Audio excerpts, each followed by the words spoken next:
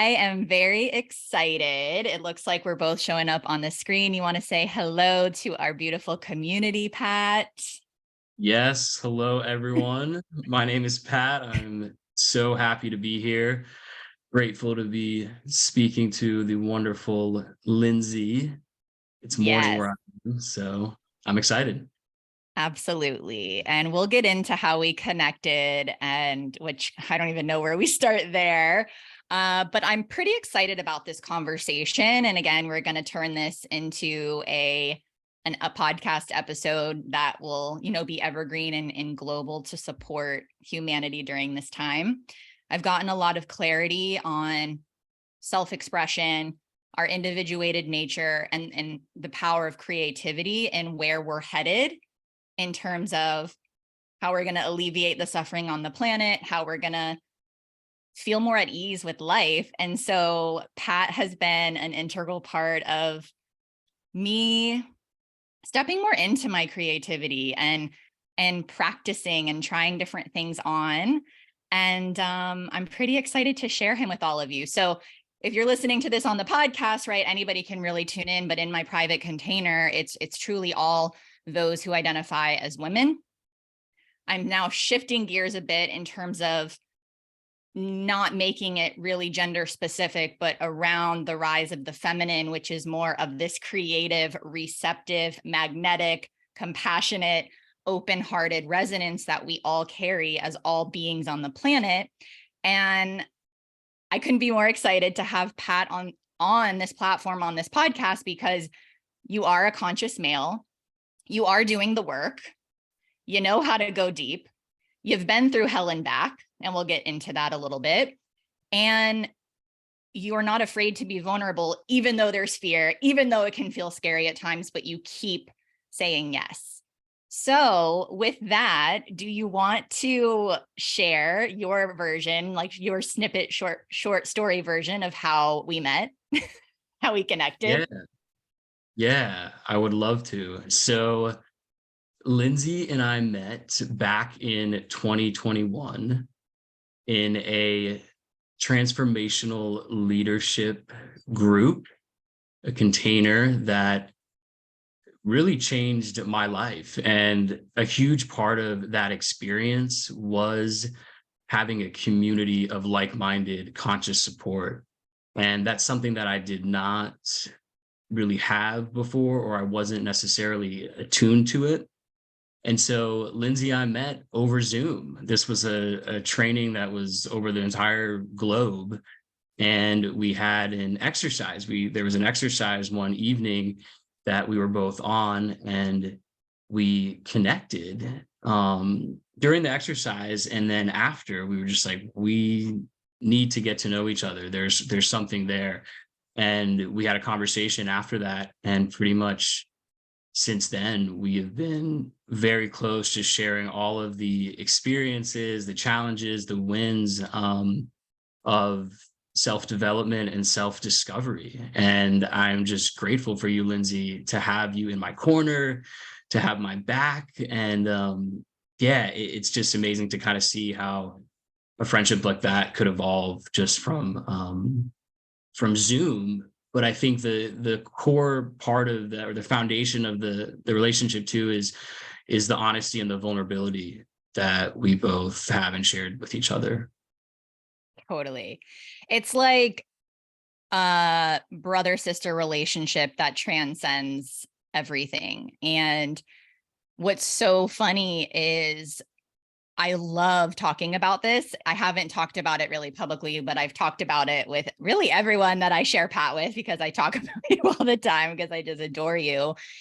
And there was this sense, and I think this is really powerful, around being honest with my husband. Like, I have this male in my life who I love. I literally would do anything for, even like from the moment that we reconnected, which is where I really started to trust in divine orchestration and how people come back into our lives to support each other, and how it's just a feeling. And so when we reconnected, it was just another tool in my toolbox of like, those feelings where it could be anything. When you reconnect with someone, like I would imagine having a child for the first time, getting married for the first time, or just like having a synchronistic meeting or experience or miracle that happens, you know what that feels like in your body versus like, should I be friends with this person? Should I not? Should I marry this person? Should I not? Should I move to this place? Should I not? Should I leave this job? And it was such a powerful, visceral feeling of like, oh yeah, this person is meant to be in my life. We're meant to support each other. And it's just felt easy. But what I love is when I finally mustered up the courage to be like, oh my gosh, Chad, there's this person. He's a male. I met him in this program. I love him. I was really scared. And you know what he said? He was like, oh, thank God. Now you have somebody else to talk about all of your like stuff with. So I don't have to be that for you all the time. And it was this massive understanding of like, wow, this is the level of trust. This was me being vulnerable and being like, you have nothing to worry about. This is like literal, my brother from another mother from many, many lifetimes. And I want to be honest that if I feel love in my heart for anyone, anything, I don't want to be afraid to express that. And I was so afraid. And then my husband was like, oh, and now I love that when I'm on FaceTime with you or whatever, you know, like you say hi to Chad and you know what's going on in each other's lives. And I do think that we're going to start to see more of this, right? Because if I had a jealous partner, or if I was afraid to communicate, there was a whole slew of reasons where I would have pushed away our friendship, or I wouldn't have been able to go as deep, or I wouldn't have been able to be fully expressed in all of my relationships. And of course, it's all co-created. Everybody that's in partnership, relationship, friendship has to be on board for that level of openness and trust. And so I don't know if there's anything that you want to add to that, because self-expression is what part of what we're talking about here. Yeah, no, I love that. I remember when you were telling me that, when you were telling Chad, and yeah, I think it's just, I mean, from the get-go, I think just this soul connection, and like you said, a brother sister relationship, and I'm just so glad that you were able to kind of give yourself to that, because it has supported me so much. And you know, another thing I wanted to add was, you saw me for me. You know, you saw the real authentic me. And when someone truly sees you and takes a stand for you, and like, you know, your path in this world, like, it's so affirming, Lindsay. And I just want to again just acknowledge that, because I think, you know, having someone like that in my life is just, yeah, it's so encouraging to continue doing the work and to continue just following my dreams.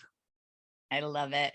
And you're also a Capricorn like Chad. And I'm, you know, like I tend to get really excited about things. You can obviously feel my resonance. You could feel Pat's resonance. Like he's a, you know, stoic, you know, steady, even keeled, deep human who's very grounded. And I can sometimes, you know, be all over the place and flighty. And so I know how I support you and Chad, right? Like this is how we help support each other in our growth and our evolution. If I hung out with everybody that was like me all the time, I wouldn't be grounded. I wouldn't be in my body. I would really be like floating in the ethers 99% of the time. And so that's also important to call people in. It's like we call people in to help expose our blind spots and our shadows, not from like a crutch point of view, because that can happen, but from a place of like, whew, I know that when I connect with you, like I come back to earth and I come back to center. And I know when, you know, you've shared that I help you remember who you are, right? Because that's one of my favorite things is potential, human potential, and seeing things in people before they see it in themselves. So because I'm such a visionary, I can get lost in that. And it is really important to call in community, again, not as a form of codependency, but as a form of like, oh, yeah, like we're, you know, it's like how we serve the individual and the group simultaneously, right? Where there's no separation in that. Yeah, I love that. So as we're talking about codependency, let's just dive right in. And I do also want to say there was this exercise where when we met, and I forgot that you mentioned it, that you remembered my name in a large container that most people didn't remember who I was, and to be seen, right? So that was my way of feeling seen by a stranger, right? Of wow, people do listen, people do care, people do see me, because I was hiding a lot in that program, and a lot of what I learned is how to be seen and how to show up in my leadership. So just, the kind, simple act of remembering someone's name and making eye contact. Like, I feel that you teach me so much about being personal and personable and intimate with people. So I just want to thank you for that. But when I met you, okay, it was in the beginning. It was what, the spring of 2021? Was it April? It was probably around March, April. Around March, April of 2021, which blows my mind because that means it's almost 2 years ago that we first connected. But you had just made some pretty big life decisions in terms of showing up for yourself and kind of ridding yourself of some compulsions, addictions, vices that you were turning to. So how long had you been in that space when we met? It had only been a few months, right? Yeah. So I Just got dive right in. do it. Let's do it. So I got sober on January 18th of 2021. And so the time we met, Lindsay, was probably about 2 or 3 months from that date. So I was pretty early in my recovery, and gosh, yeah, it's crazy to think that just a little over 2 years ago, what I was doing, how I was feeling, who I was pretty different. And yeah, I think realizing that I had relied so much on something outside of myself, a substance, to make me feel whole, to make me feel comfortable in my own skin. And now to say that I don't need that I don't need that substance to love myself or to change the way that I feel, is pretty amazing. So. Yeah. And for you, it was, drugs and alcohol were your primary two. Luna's barking. We're just going to run with it. And I do feel like everybody has some place that they go to hide, to avoid. And for many, it is substances outside of self. It's food, it's alcohol, it's drugs, it's prescription medications. I've even seen like this obsession with seeing psychics, right? So it's like we go from this world of like prescription drugs or whatever it is. And then we see people go to the edge, and then it's like, oh, I want this psychic to tell me who I am, right? It's still that like, who I need this. And I think just normalizing that I still have so many places that I go to hide and avoid. And I feel like people feel like they're the only ones, right? Because it's so isolating, because we're so afraid to share our struggles as humans, and how, culturally, that's kind of what we're fed, and keep going on to the next thing and keep not feeling and keep avoiding. And here you have this thing over here, that it becomes so challenging to be able to listen because we have so much external noise. And so when I met you, you had already been in AA for a couple of months. So by the way, it's just over your 2-year anniversary of being sober, right? Yes. So January 18th. So, and a big part of that journey is being part of the 12-step community that has been, a huge solution to this. Yeah. And when I met you, when you used to tell me how you would show up and, when you would party and you would drink and, whatever the cocktail was that day, that evening, I just couldn't even picture it because I saw you on the other side of it. But we started to talk about some of the masks that you were wearing and why you decided to go there. So I don't know if you want to just kind of share, now that you've done the work. And again, there's so many tools, right? And this is the power of exploring and experimenting with support. And then there comes a point where you just know who you are. You just know. And you're like, okay, I've got this. And you Pat, you may be part of the 12-step program for the rest of your life. You may decide like, okay, it served its purpose, or you may decide to lead in a way and continue to sponsor people. But this is part of the individuated experience, that it's not one size fits all. And there's a whole multitude of support systems out there. And it's just a matter of starting and knowing that it's going to be messy and you got to try it on and to keep kind of showing up. So do you want to share anything else about that and why you feel that you were going to substances outside of yourself to feel whole? Yeah, absolutely. So a lot of things there. First, I love that you talked about kind of the isolation and the loneliness, because addiction really is isolation, and the opposite of addiction is connection. And so although I arranged my life and surrounded myself with a lot of people and friends, and a lot of amazing friends that, of course, are still really good friends of mine, on the inside, I felt so alone because I did not feel like myself. So who I was projecting on the outside was very different from who Pat was on the inside. And that's where that isolation and loneliness came, and why I resorted and coped with substances. It was to make me ignore that gap of who I was projecting to the world and who I really was.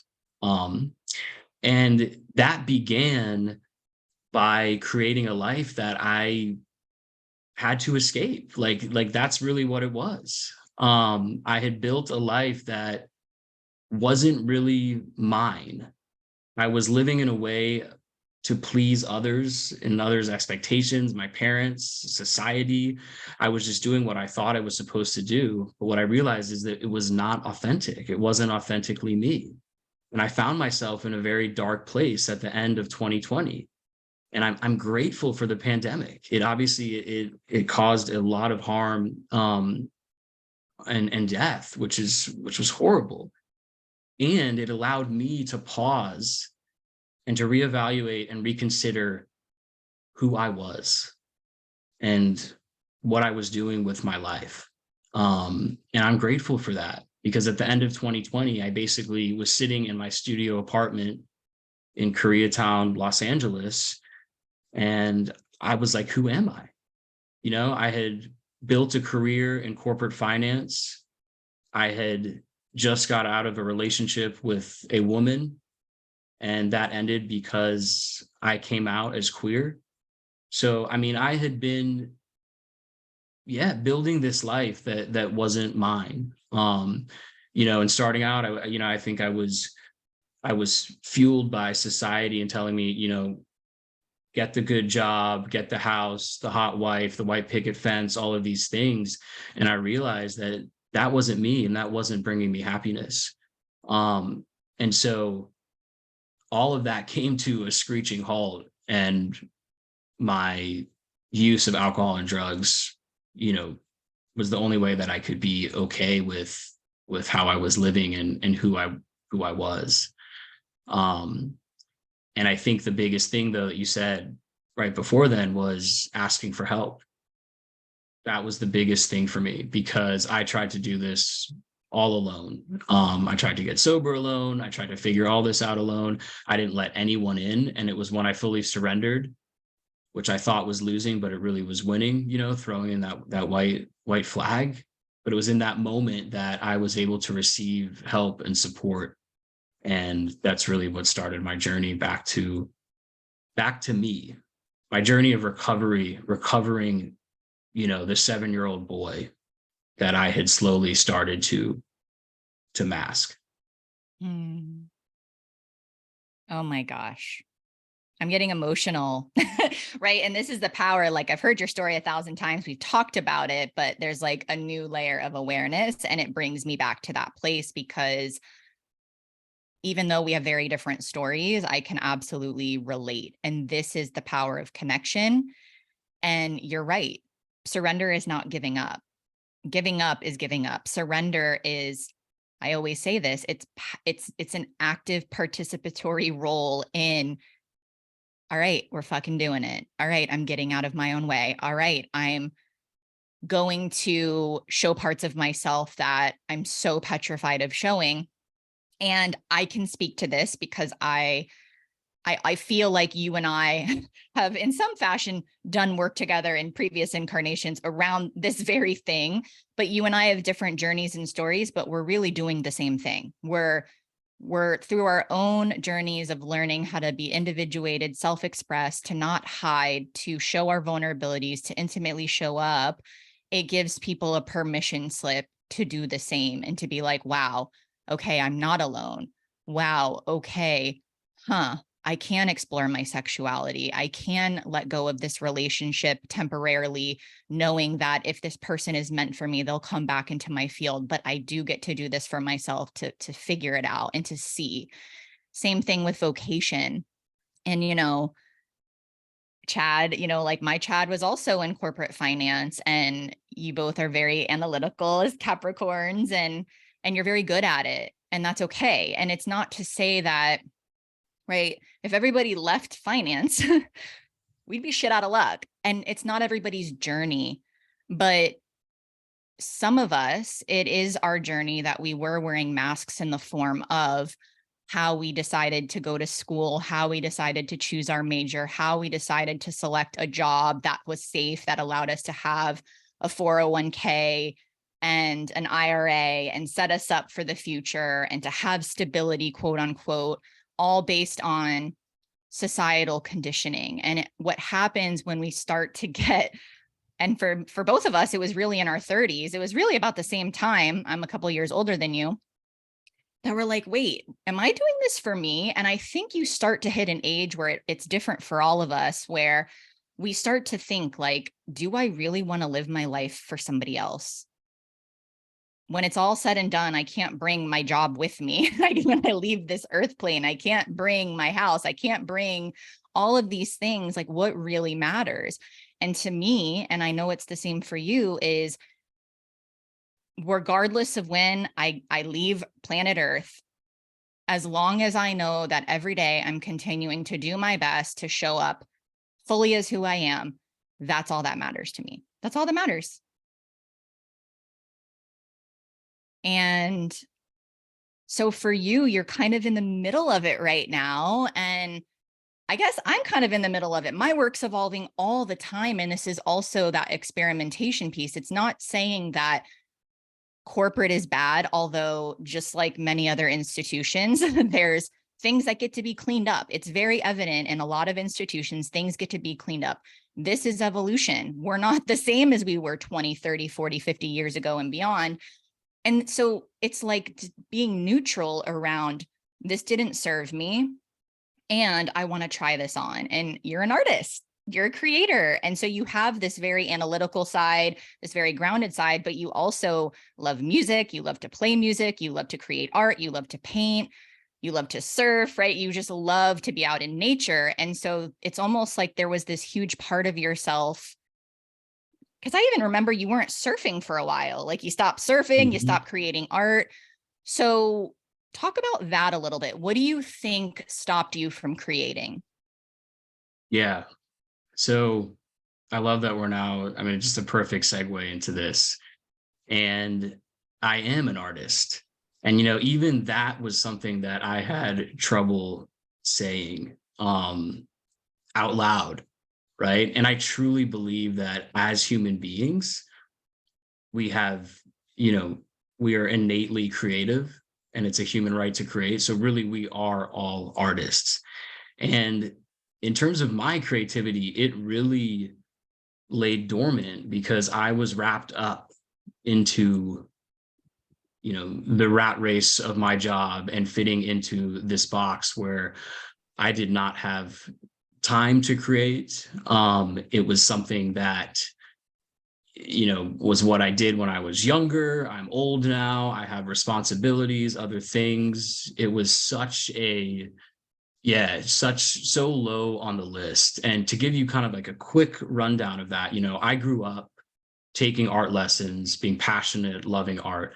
And once I hit high school, I realized that that's not what the cool kids did.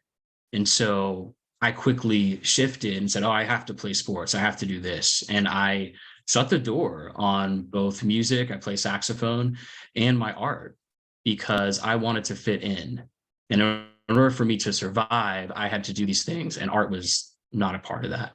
And I carried that story really through college and then after college in my career.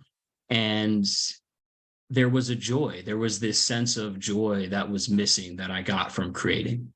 And so when I think about really what blocked me is, it was, society has this story around art and creativity that, if you're not making money off of it, if you're not good at it, right, which is completely bogus because it's a subjective art form, then you shouldn't do it, or you don't have time. You have to do all these other responsibilities. It's not a priority, I feel like, in our American society. And so all of those stories that I had around creating, paralyzed me from even beginning. I didn't think I was good enough. I didn't have time. I wasn't making money. So why should I pick up the paintbrush? And again, that came to a screeching halt pretty much in 2020, where I honestly feel like I had no choice but to create art.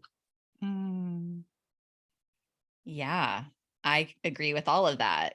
And if you're watching this live or you're watching this later on YouTube, I have my art behind me, and it was after a pep talk with Pat. I think it was last week or the week before, where I really was resisting. I did not know that you took art lessons. So did I. And then it just stopped. And I know where it stems from, because there was this ideology that I co-created that I needed to be successful. And so it was the same thing. It was like, what looks great on paper to get into school? I mean, I was just, it's crazy how young, and nothing my parents did were like, you got to do this, you got to do this. Like, it's just, I started to see what success looked like and in other people. And it was like, oh, you got to do this. You got to be good. You got to be great at sports. You got to be the best at everything. You got to have to get the best grades. My parents never forced me or pressured me to do any of that.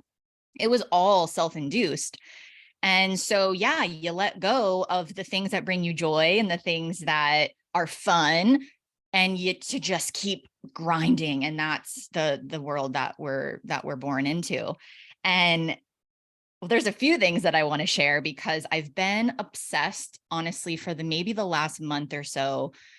And I really believe that spirit guides me into various tools and platforms to learn more about myself and to see how people make it in the world, and to see the struggles of artists and creatives and people who are here to leave their imprint on the planet. And so I've been watching documentaries. I just watched the Beastie Boys. I'm watching Steve Aoki right now with my husband. I watched so many of the Letterman series, and you and Pat and I have talked a lot about it. And Lizzo talks about the same exact thing with her flute, how she stopped playing the flute because nobody thought it was cool. And all of a sudden she busted it out on Instagram one day after hiding that she plays the flute, and her career took off because she made it her own and she did it her way. And Lizzo's so polarizing. So many artists are, but you can't help but be like, whether you like her or not, there's something captivating about somebody who's so free in themselves to be who they are. And it's the same thing, like, right, the band geek persona, you got to do it this way. And I do believe that it's part of evolving, that we kind of lose ourselves to refine ourselves again, because if we didn't lose ourselves, what would be the point? And I just love hearing this aspect of yourself where you know, look at the life that Lizzo is creating. Look at the self-expression. Look at what she stands for.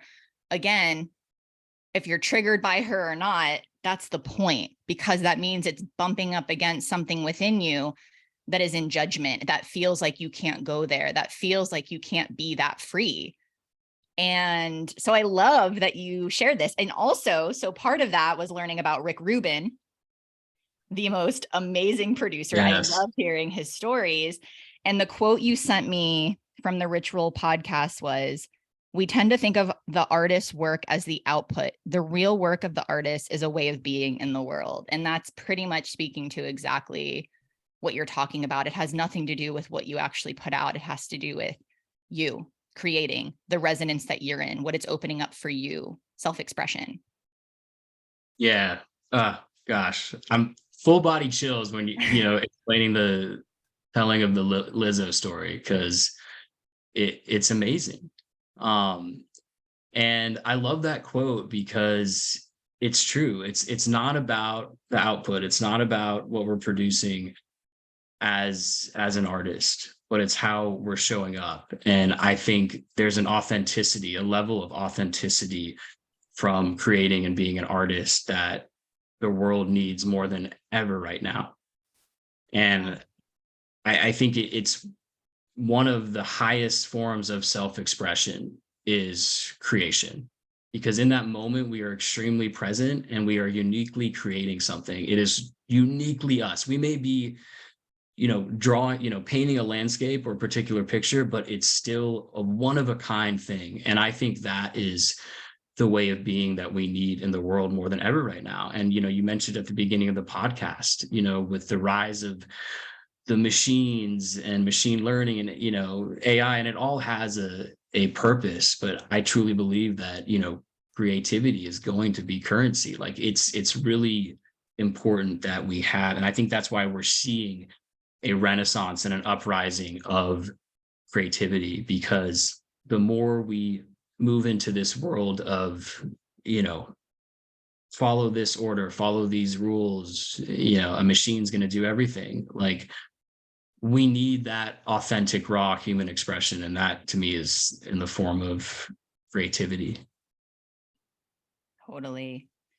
And you can have a whole multitude of mediums. Like for me, I witness that all the time when I teach my embodiment work, because I don't teach, it's not necessarily about, you've got to do it this way. I just teach people how to be present to themselves and allow their bodies to move and self-express and communicate.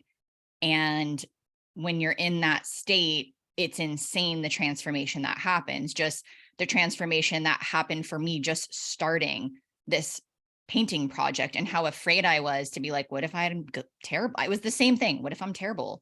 What if I don't know how to do this? What if I screw this up? What if it's hard? What if whatever it is? And I had all of those judgments, but then every day that I kept creating, all I wanted to do was wake up and paint. I was so excited. And now I've given it space and I'm integrating and I'm excited to start up again. And this is the power of creativity. And also like creating with your food. If I have yogurt and some granola and some fruit, I make a little like mandala with my breakfast, and I breathe and I'm present and I show up in gratitude, right? This is the power of creativity. So I think there's one last piece that we talked about when we chatted last week, before we get into the practice that you're going to take us through. And you talked about authenticity. And I know obviously part of the 12-step program, this is part of it. And absolutely what happens when we start to awaken is a lot of outdated things that are no longer in alignment with who we are kind of start to dissolve, relationships being one of them. And they can almost feel like a new form of isolation and separation, because then we're like, wait, all these people are leaving my life. I don't feel incoherence. And it's not in a place of judgment, right? It's just in a way of making space for what is to come. But at the beginning, it is tough, because a lot of the old paradigm that we were living in starts to no longer work for us, and lots of things shift. And we were talking about this difference last week around how even like showing up with family, right? Like it's easy when you're with your people and you're like, oh, I've called in my people, but then all these people that are a part of our lives that still we're like almost hiding. It's like we're afraid to kind of show all of us because it's so different than like the programming, yet it's who we are. And what came through last week was we think it's separation, but it's really just uniqueness, but we're calling it separation because it's almost like the mind can't hold this level of individuality. And so I want you to kind of speak to this for a minute because this is not an easy path.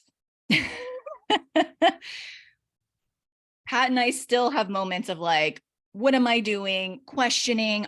I'm so transparent about that because of course you question. Of course, it's like you feel that feeling when the fear comes through and you're afraid to self-express, especially when you start to take more of a stand in the world. And the mind wants to say, don't do that. You're separate. Don't do that. It's going to push you away from belonging. Don't do that. You're going to be by yourself. But really, it's us being an agent of change in the form of uniqueness that we're just going first. So if you're listening to this and you're in this community and you're tuning in, you are going first. And that can feel scary, which is Yeah. why community is so powerful. So do you want to add anything to that? Yeah. I love how you said we're the ones that are just going first, because I've never thought about it like that. And that just has given me like a wave of relief. And also excitement, and it's affirming. So, recently I had an experience where, yeah, I was around my family, and the changes that I've made probably the last, 2-3 years, I have felt separate from them. And this is something I was speaking to Lindsay about. And it's like, how do I show up? How do I share authentically? How do I still be myself? What do I say? How do I explain what I'm doing? All of these things. And where I found myself was actually getting quiet, right? It wasn't being curious or exploring and explaining kind of what I've been up to. And so I think what's beautiful about this is I'm in a lot of ways making assumptions about my family and other people in terms of how they're going to respond. But maybe I'm the person to start this conversation with them, and it may create something in them to go out and try something new or different. It may not look like mine, but I think a lot of people now are curious, in terms of just kind of what's out there, whether it's relating to spirituality, creativity, but something kind of out of the norm. And I think sometimes we just need one person, to have an intimate conversation about, to kind of start that journey themselves. But I think, like you said, it's so important to have community to remind us that, we're on the right path. Yeah. And this final piece before we get into our practice is I really see it's going to be much easier for you, for you and Chad, because there's like a gentleness about you where I just get so excited and I like want people to have it all and to live their truth. And sometimes I get attached, and sometimes I am overbearing, and sometimes I push and I control and I make it about myself without realizing it and overstep. And so there's this piece of like, when we're just ourselves, we're opening the container for somebody to get curious and ask the question versus, right, there's that level of just being authentic. If somebody's like, what are you up to? And you share it, and then they're like, oh, tell me more about that. Right. It's like through meeting people where they are, we can navigate the conversation based on the level of willingness and whatever it is. And I notice it with my husband all the time where I'm like, oh, damn it, I'm doing it again. Like I'm pushing.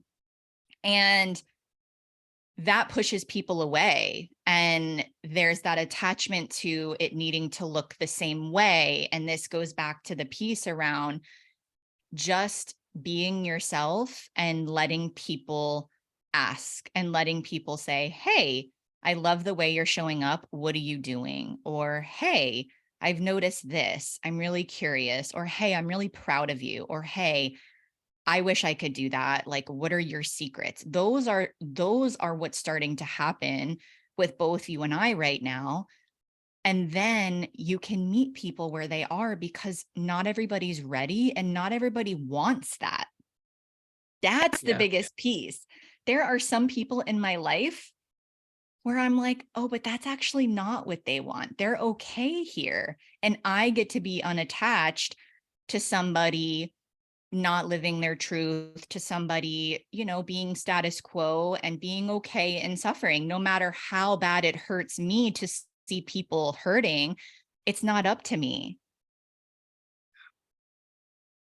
Yeah, exactly. I mean, so beautifully put, Lindsay, because I think, I'm not here to crusade in a way, but I think, like you said, when you see the potential and how maybe one's life could be different, it's like you want to support. But again, I mean, we get to meet people where they're at. And like you said, I think a lot of people are content and with their life, and that's amazing. I just know that what I was doing before was not working. And I'm just glad I was able to find the light and to keep moving towards it. Yeah. And going back to that Rick Rubin quote, it's about our way of being. And so the communication transcends far beyond the spoken words.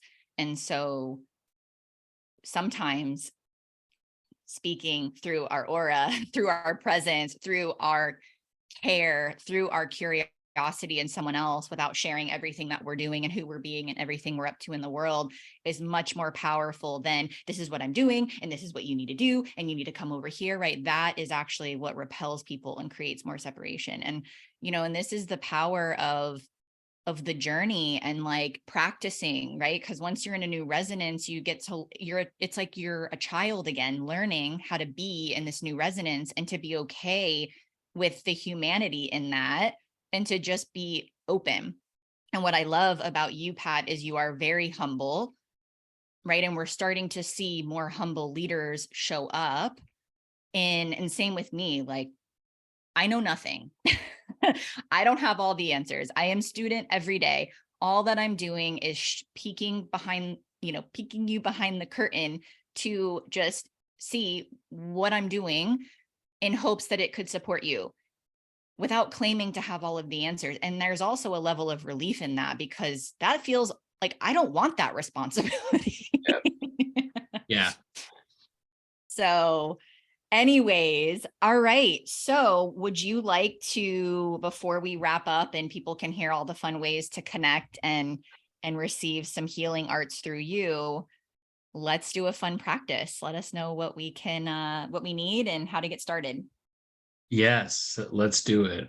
All right, guys. So part of what I do is guiding classes, art workshops. I actually call them experiences because they're more than just a workshop. And a process that we use is called an artistic release and relief. And so we're going to go through that process right now. And you really don't need many materials. Usually I teach this with a acrylic paint, but really you just need a piece of paper. And if all you have is a pen or a pencil, we can still do the exercise. So for me right now, I just have a simple piece of loose leaf paper and a charcoal pencil.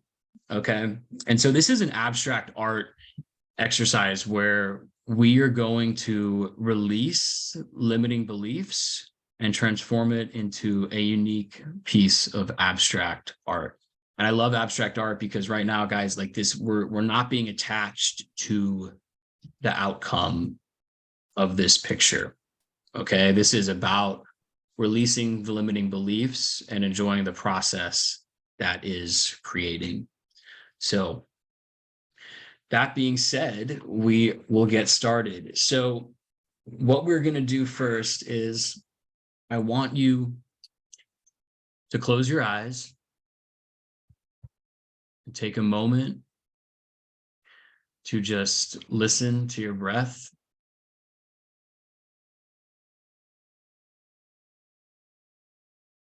And I want you to think about something, a story or a word, a manufactured thought that is getting in the way of you creating the life that you truly want or who you truly want to be. So these are the limiting beliefs, the negative self-talk that we tell ourselves that stop us from going after that dream or being authentically ourselves. So for me, art has been a huge part of my own healing journey. And a lot of the limiting beliefs that were coming up for me were around my sexuality and coming out as a queer man. And so I had a lot of feelings of shame, fear around others judging me, of not being accepted. And so what I'd like you to do is think of a word. It can be multiple words, a phrase, any limiting belief that is constantly kind of coming up in your head. And I want you to now open your eyes and write that word or words down on the paper. Okay. It can be legible. It can be, not in a language or a style that you can read the word. It can be big, small, but just we want to get that out of your head and onto the paper.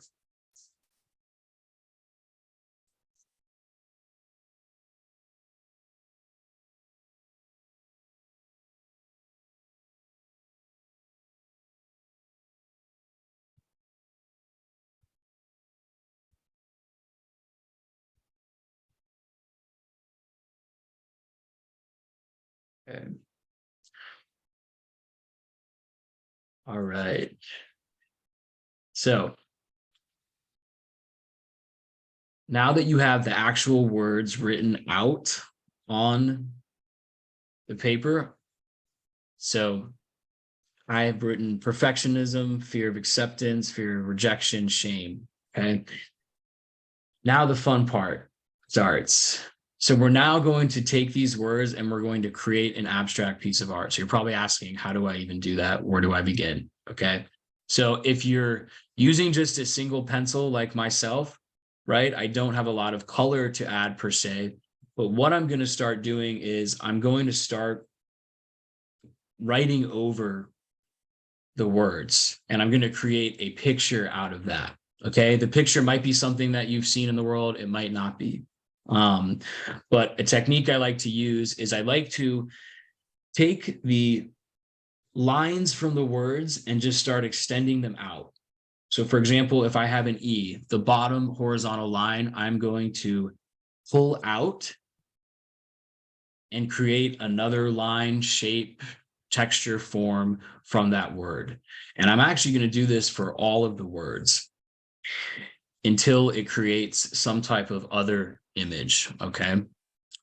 So this is where really there are no rules, limitless boundaries, just we're going to transform and cover these limiting beliefs.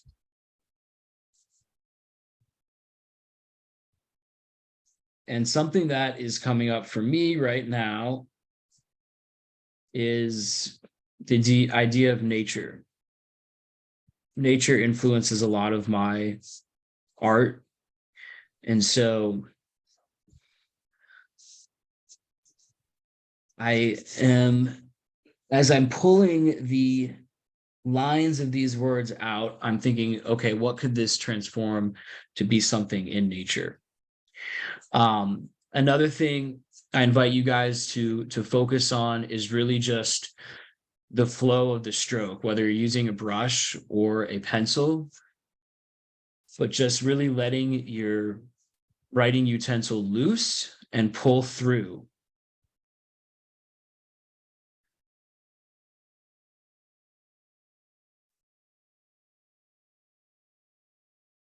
And soon you'll start to see the words dissolve or disappear based on how you're covering them and how you're extending out the letters.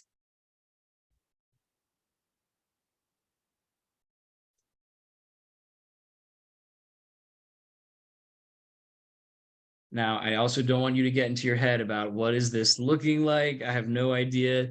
The process is to release and then receive relief from getting it out of your head and onto the paper. So again, we're not attached to what this looks like. It's more about the process of creating.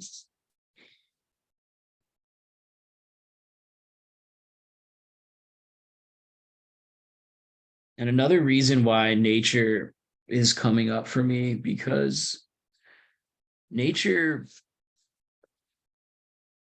does not have shame. It does not have, it's not afraid if it's going to look different, if it has different bark on the tree, or the other tree is going to judge it for how it's growing. It is uniquely its own creation. And so I think that's also why I'm wanting to do something in nature.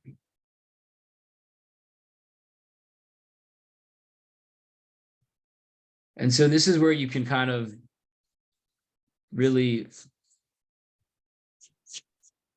just go free in whatever's coming up in terms of what you want to draw. I invite you to do that.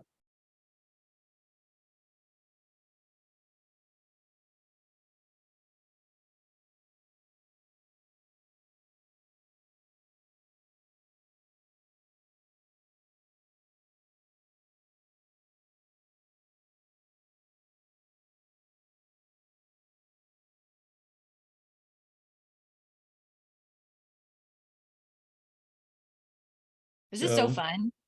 Yes, right? It's like, I mean, to think that when we were in elementary school, middle school, right, we would have at least an hour dedicated to this a day. So I'm all about bringing it back because we get to draw and play and have fun. And again, I know this can be a little intimidating when we really don't have anything that we are kind of basing it off, but that's part of the exercise as well, just to explore our imagination and see what comes out. Are you ready to show yours to the world? Yes, I am And ready. I'll show mine if you show yours. Okay. All right. So this is what I have created. Oh my gosh, I can't wait to show you mine. So It's similar.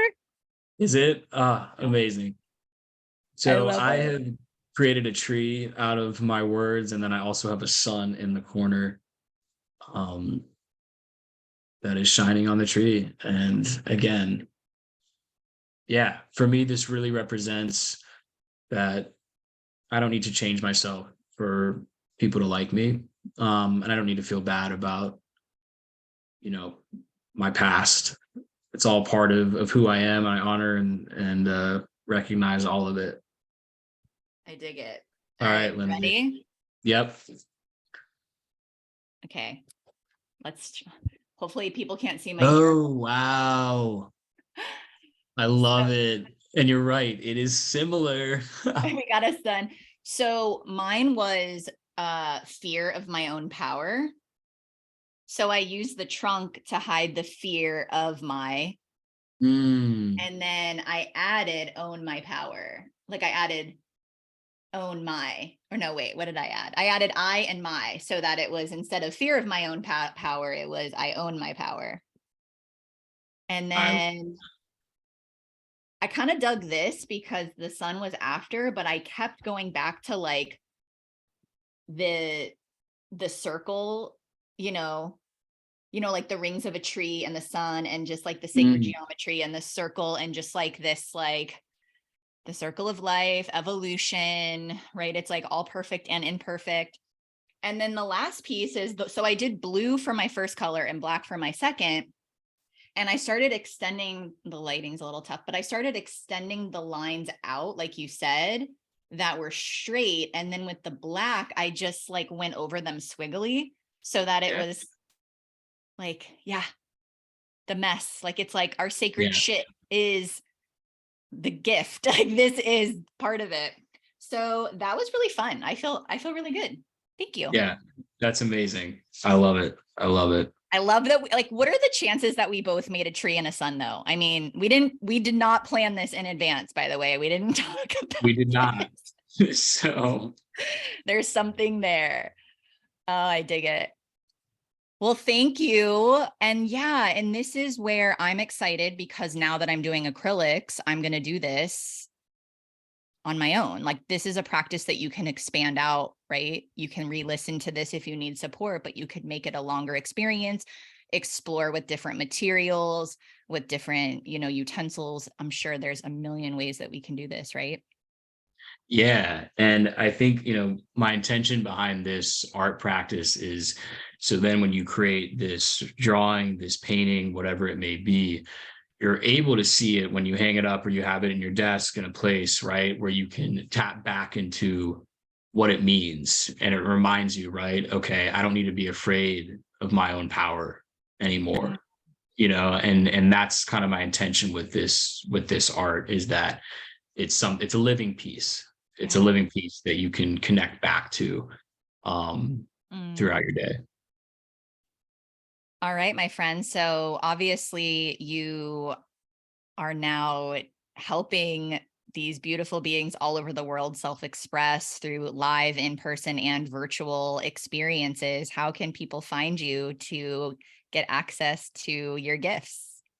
Yeah, so Instagram is probably the best place to find out about my future events. I post kind of all of the flyers on there. And so my Instagram is proy.con.